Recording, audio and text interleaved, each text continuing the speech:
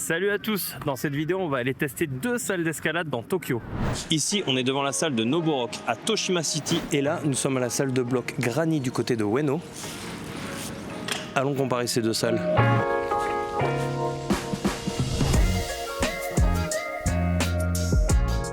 Comme toute séance qui se respecte, nous avons commencé par nous échauffer. Malheureusement, Noborock ne possédait pas d'équipement dédié à l'échauffement, on s'est donc directement chauffé sur le mur.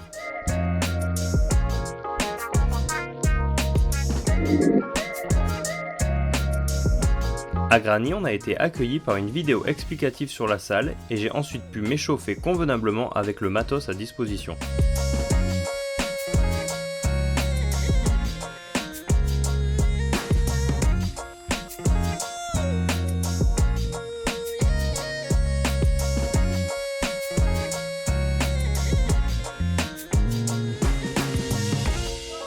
Le gars à l'entrée, le mec qui a été très sympa d'ailleurs, il m'a filé un papier sur lequel on peut retrouver les différentes cotations, les différentes voies.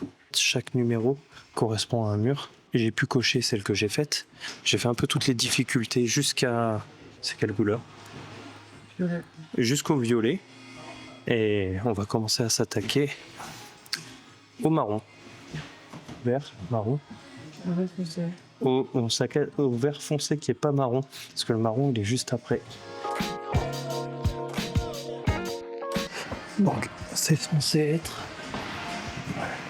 du 6A plus 6B.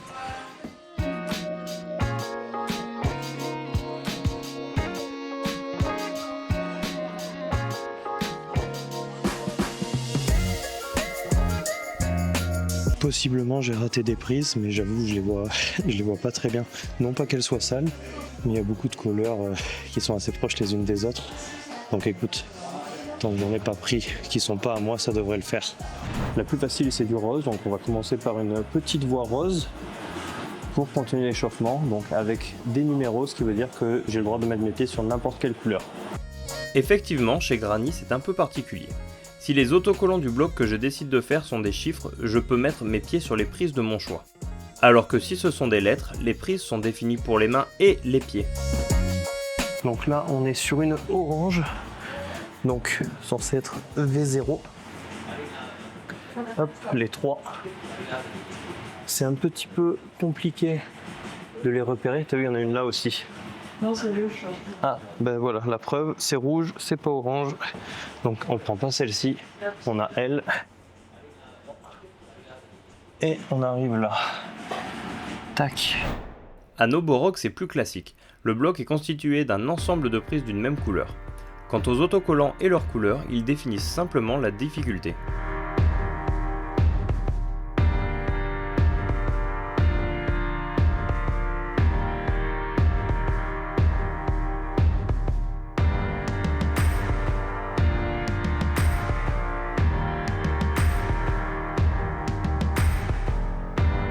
Ça m'a pas paru dur, ça a pas paru compliqué du tout, je sais pas, c'est fait.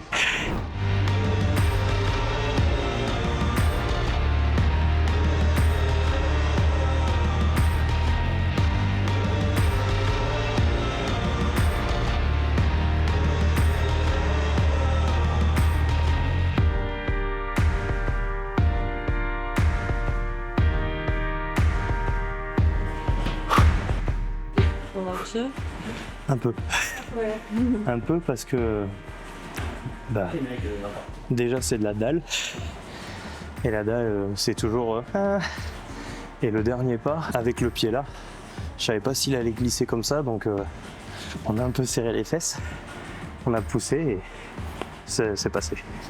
On va aller voir si dans le noir on a quelque chose. Ouais. Peut-être la rose, on va voir.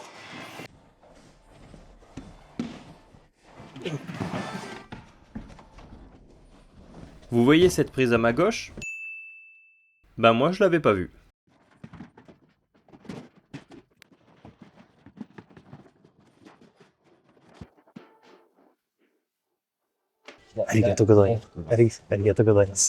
Heureusement que j'avais bien préalablement repéré ma voie. Au final, je m'en suis quand même sorti tout seul, sans que personne ne vienne m'aider. Oh, merci à lui.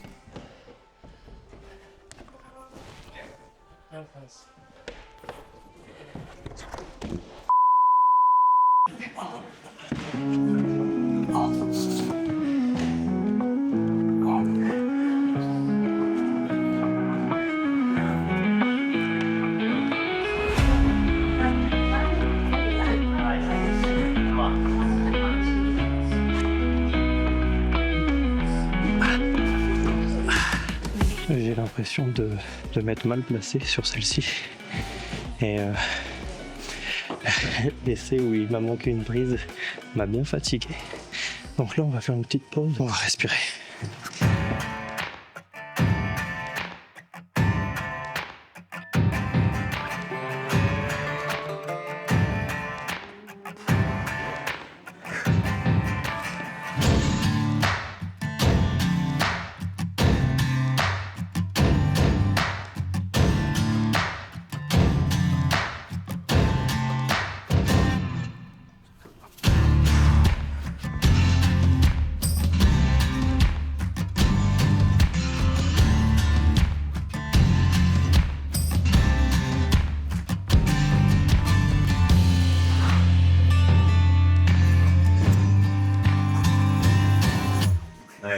Thank you. Il était sympa ce bloc. Quand tu arrives dans une nouvelle salle et qu'il y a plein de blocs de partout, tu as envie de tout essayer. Et en général, je ne m'attarde pas sur un bloc comme ça, comme j'ai fait là. Je préfère en essayer plein et si j'arrive pas, j'arrive pas. Et là, c'était cool, il était vraiment sympa. Il était vraiment agréable et je suis content d'être allé jusqu'au bout.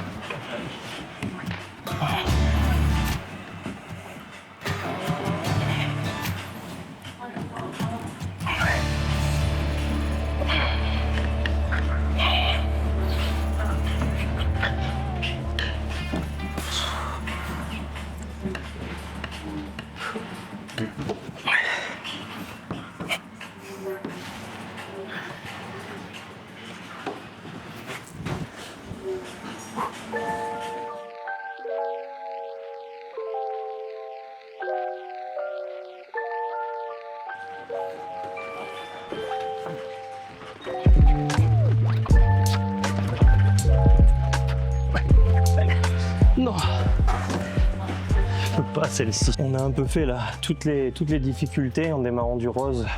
On a pu monter sans trop de mal jusqu'au bleu clair. Et après on s'est attaqué au gris. Et en fait le gris avec les lettres, donc on n'en a pas vu, enfin pour l'instant ça passe pas. Il y a une grise qui est passée donc tout à l'heure sur la grosse arrivée noire de là-bas. Il y a eu cette grise qui est passée, mais c'était un chiffre, donc main obligatoire, pied libre, et c'était beaucoup plus simple. Là, on viendrait essayer donc une grise. Je sais pas si je suis pas assez frais, j'ai pas la, peu importe la raison, elle est dure et je pense que c'est mon niveau.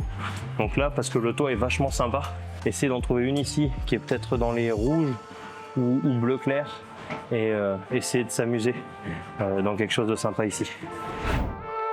À Noborok, plusieurs blocs dynamiques étaient ouverts. J'ai bien évidemment grugé le premier.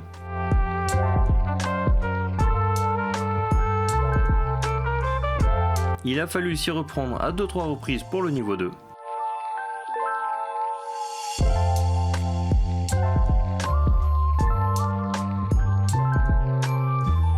Et le niveau 3... Forcément, on tente de gruger. Puis on essaye pour de vrai. Puis on se dit que gruger, c'est peut-être pas si mal.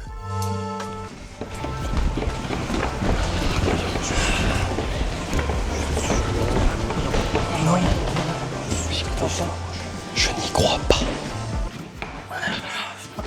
Je pense qu'on va passer à autre chose. Et donc, on est passé à autre chose. J'ai terminé la séance de Noborok en grimpant sur des blocs plus simples mais tout aussi sympas. À Granny, il nous restait encore un peu d'énergie. On va tenter, même si c'est que du bleu clair, on est quand même dans un toit à 170 degrés.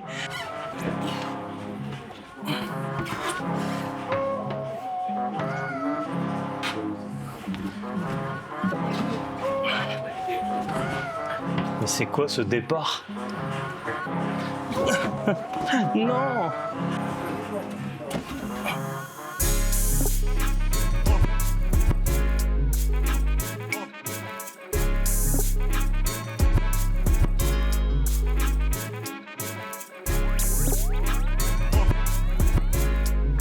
Non!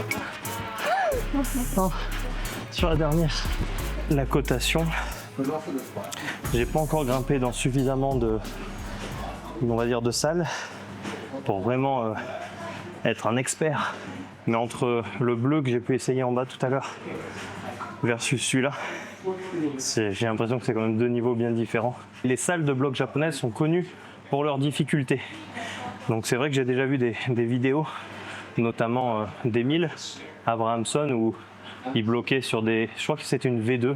Je crois qu'il avait bloqué sur une V2, alors que lui, il a un niveau où il pourrait grimper n'importe quel bloc dans cette salle.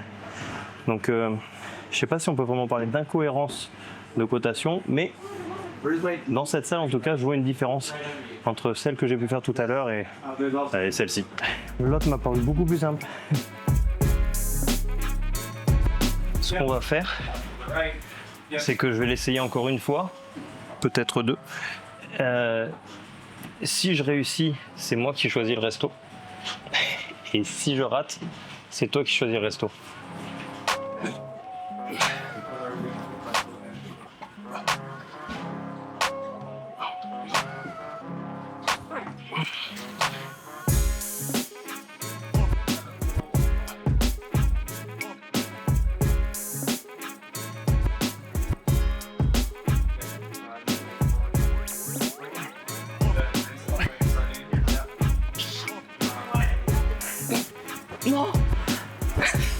Non, non, non, attends, je réessaye encore une fois.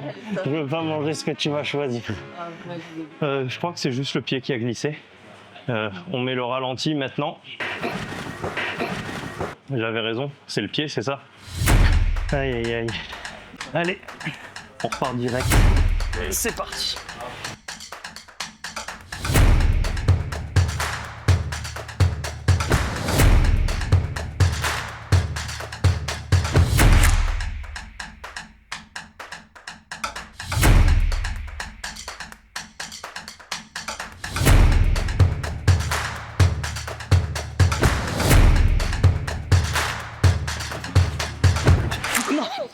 Non, je ne choisirai pas le resto ce soir. Bordel.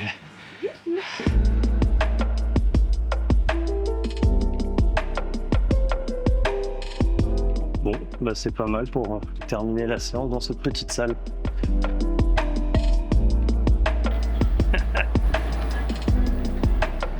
C'était pas mal. On a essayé les deux salles. Maintenant, comme vous l'avez vu, j'ai perdu.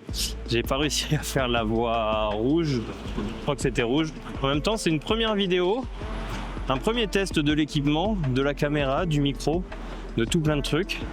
N'hésitez pas à me dire ce que vous en pensez. Et quand on sera posé, on va pouvoir débriefer tranquille. Parce que j'ai faim et je veux vous dire ce que j'ai pensé de ces deux salles.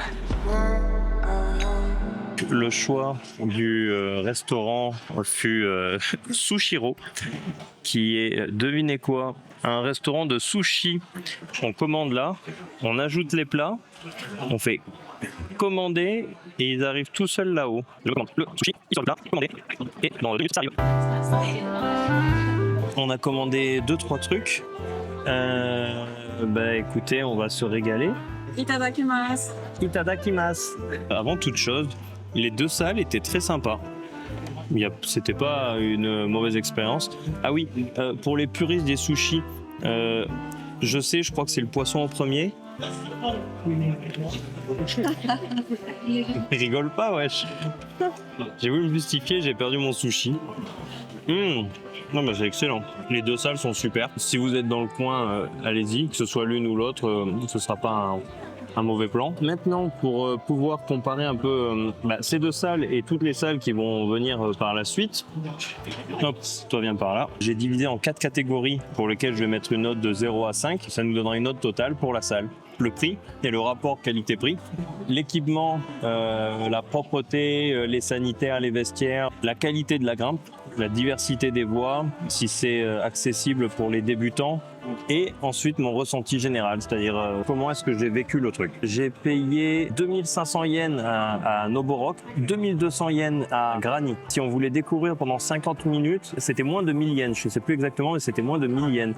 Donc c'est une option qui est assez intéressante en vrai. Et j'ai mis à Noborok un 4 sac à pof sur 5, 4,2 sac à pof pour Grani. Pour l'équipement et la propreté. Ce qui a vraiment manqué à Noborok, c'est le fait de ne pas pouvoir s'échauffer. Les vestiaires étaient plutôt petits, tout était nickel, tout était très propre. Échauffement, ça a beaucoup manqué. 3 sur 5 pour Noborok. Grani va donc forcément avoir une meilleure note. Alors les vestiaires étaient plus petits, tout était plus compact et condensé, il n'y avait pas énormément de place. C'est une petite salle avec il se passe beaucoup d'un point de vue escalade, qui est très bien, mais c'est vrai que c'était pas immense. Par contre, il y avait de quoi s'échauffer. Il n'y avait pas plus que nécessaire, mais il y avait le nécessaire. C'est pour ça que Grani, je leur mets un 4 sur 5 pour ce qui est de l'équipement et des sanitaires, de tout ça. D'un point de vue propreté, c'était aussi clean que Noborok. Rien à redire là-dessus. Pour ce qui est de la grimpe à Noborok, ce qui a manqué, c'était un toit. Il y avait un gros dévers, mais c'était pas non plus ce qu'il y a de plus fou. C'est vrai qu'un toit aurait été sympa. Après, oui, c'est une petite salle. Hein. Ils font comme ils peuvent, je comprends. J'étais loin de réussir les niveaux les plus durs, bien évidemment. Mais je pense que les experts et les professionnels ne trouveront pas leur compte dans cette petite salle. En revanche, les débutants, je pense que ouais, il y avait de quoi faire. Il y avait même un petit jeté facile. Non, pour les débutants, c'est une salle assez sympa. Avec les bémols que j'ai dit, plus les trucs assez cool, en grimpe, je mets 3,99 sur 5. Pour Grani, c'était vraiment cool. Il y avait vraiment beaucoup de blocs. Je sais pas trop ce que je pense de l'option avec pied libre et sans pied libre. D'une part, c'est cool parce que ça fait plus de blocs. Et d'autre part, ouais, le côté pied libre change énormément la donne. Ce qui est certain, c'est que la lisibilité des voies. Alors, je sais que j'ai des problèmes avec les couleurs. Au-delà de ça, j'étais pas seul et on a mis un moment des fois avant de trouver toutes les prises. Et il y a même certains blocs où je suis pas sûr que j'avais repéré toutes les prises avant de partir. Ça, c'était assez compliqué. Le fait qu'il y ait un toit, ça, c'était vraiment cool. À l'étage, à la mezzanine, qu'ils aient rajouté ça, c'était super. J'ai pas vu de jeté. Alors, soit il y en avait pas. Soit, comme je dis, c'est à cause de la lisibilité, je n'en ai pas trouvé. J'aime bien les jeter, je suis pas un expert, mais c'est assez rigolo à faire. Et là, j'en ai pas vu. En tout et pour tout, pour la grimpe, je mets un 3,8 sac à pof sur 5 pour Grani. Et pour le ressenti général, j'ai adoré les deux salles. Franchement, j'ai passé un super moment dans les deux salles. Noborok, la personne qui nous a accueillis, était génial. Il a été patient, il communiquait avec son téléphone parce que, évidemment, on est au Japon, hein, et il parle japonais souvent. Ce qui m'a gêné, comme je l'ai mentionné, c'est le fait qu'il n'y ait pas d'échauffement. Et c'est ça qui fait enlever quelques points. Mais mon ressenti général, c'est un 4,66 sur 5. Parce que vraiment, le gars, rien qu'à lui tout seul, il y a 4 points qui lui vont direct. Il était super sympa. Si vous habitez autour de Ikebukuro, je vous conseille d'aller là-bas. C'est vraiment une super petite salle. Pour Grani, au risque de me répéter, la personne qui nous a accueillis était également en or. Elle était super sympa. Elle était très patiente. Elle nous a tout bien expliqué. Le fait qu'il y ait une vidéo d'accueil qui explique bien en anglais ce qui est autorisé, pas autorisé, comment la salle fonctionne, ça aussi c'était super. La lisibilité des voies, elle a vraiment... tu passes trop de temps en bas des tapis à essayer de comprendre, regarder, et puis tu as tout ton parcours et tu réalises, non, il y en avait une là aussi, il y avait une prise en plus, c'est compliqué. Ça a un petit peu terni le tableau. Je pense que si j'y allais régulièrement, ça serait plus forcément un problème. Donc quelqu'un qui habite dans le coin et qui veut s'abonner là-bas, c'est pas un souci. La première séance, elle va peut-être être un petit peu laborieuse et puis je pense que d'une séance à l'autre, ce sera facile de s'y retrouver. C'est pour ça que je mets que 4,2, ce qui est, une fois encore, juste pour sa gentillesse, il y a 4 points qui vont directement à elle. Elle était vraiment super sympa. Si vous habitez ou si vous visitez Ikebukuro, je vous conseille Noborok. Si vous êtes du côté du parc Ueno ou de ce coin-là de Tokyo, je vous conseille d'aller à Grani. Si je ne me suis pas trompé dans les calculs, Noborok reçoit un 3,91 sur 5 sac à pof et Grani va avoir un 4,05. avec 3900 yens de moins, on sort le ventre rempli de sushi. C'est un peu la fin de cette première vidéo. C'est le début normalement de plein d'autres.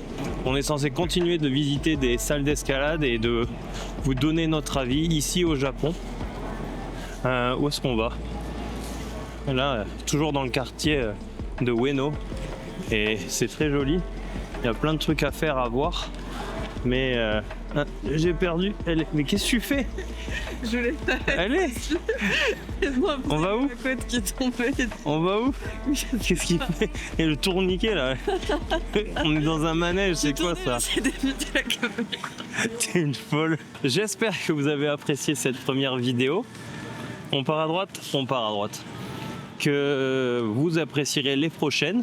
N'hésitez surtout pas à dire en commentaire ce que vous en avez pensé. Si vous avez des suggestions de salles, vous habitez sur Tokyo ou dans le reste du Japon, n'hésitez pas à le dire, puis en espérant qu'on passe par là-bas. En tout cas, pour nous, c'était bien cool.